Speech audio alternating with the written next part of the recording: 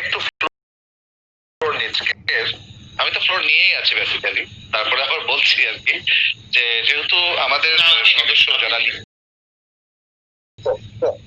যারা লিখছেন তাদের কবিতা তাদেরকে আসলে একটু সামনে আনতে পারলে আমাদের জন্য ভালো হতো, কিন্তু আমাদের এই স্ট্রিমিয়ারে আমাদের মানে এখানে ক্যাপাসিটি কম, কিন্তু সবাই হয়তো আনতে পারছি না।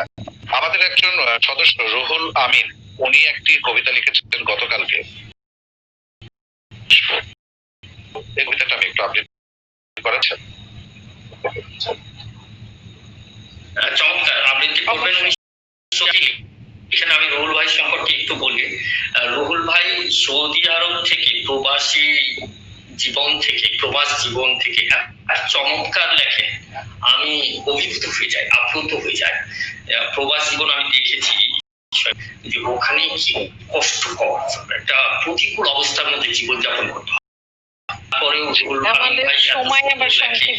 এবং আমাদের মহিষীর 7ম প্রতিষ্ঠা বার্ষিকী উপলক্ষে এত চমৎকার লিখেছেন যে আমি তো শ্রদ্ধায় অবনত হয়ে গিয়েছি। আপনি আবৃত্তি করবেন ওনার কবিতা, আমি খুশি হব। আপনি আবৃত্তি করবেন প্লিজ, আপনার মুখে মানাবে কবিতা। আমায় ক্ষমা করিস, একে একে কত মা বোনের নাম তালিকা থেকে গেছে হারিয়ে, সিলেট থেকে নোয়াখালী জুড়ে আহাজারি। সময়ের বিবর্তনে অতীতের সব অবিচারের কষাঘাতে ভুলে গেছি আমিও বোন তোমাদের নাম। কিছুদিন ফেসবুকে সরগরম ছিলাম, সময়ের পরিক্রমায় পুরনো পত্রিকার স্তূপে জমে আছে হাজার হৃদয়ের দগ্ধ ক্ষত।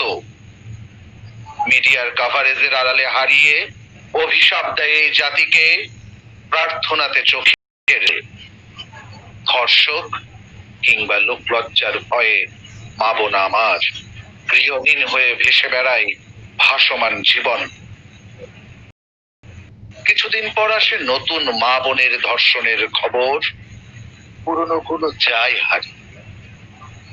ধর্ষক চুপিসারে ফিরে জেল থেকে ঘরে। আমায় ক্ষমা করো, আমায় ক্ষমা করো, আমায় ক্ষমা করো, আমি তোমায় অসহায় ছেলে অভিশাপ দিও না মাগো। আশীর্বাদ দূর থেকে কষ্টের লোনা জল ফেলে, বেশি শক্তি নাই কলম আঁচড়ে আমি প্রতিবাদ জানাই। দগ্ধ আমার হৃদয়ের চার দেয়াল, রাজপথে নেমে প্রতিবাদ করার সৌভাগ্য আমার নাই। নিজে নিজেই কুকড়ে যাই ঘৃণার পাহাড় বুকে নিয়ে, ইনসাফ দেওয়ার ক্ষমতা আমার যে নাই। আমায় ক্ষমা করিস, আমি কিছু করতে পারিনি। ইনসাফের দরজায় খুন পোকায় ধরেছে, আমায় তুই ক্ষমা করে দিস, মাফও করিস অভিশাপ থেকে আমার। এত কন্টেম্পোরারি একটা বিষয়। অসাধারণ ভাই, ভালো লেগেছে। অসাধারণ অসাধারণ অসাধারণ অসাধারণ।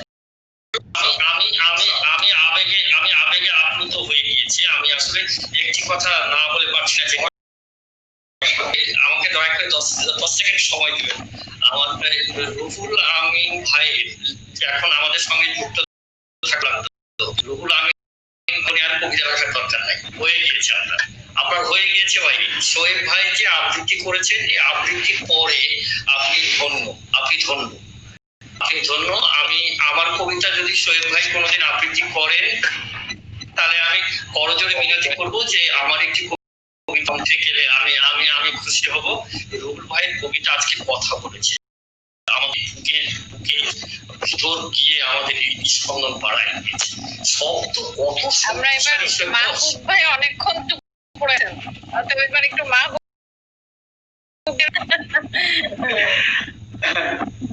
হ্যাঁ মাহবুব ভাই, এবার আপনার কবিতা শুনি।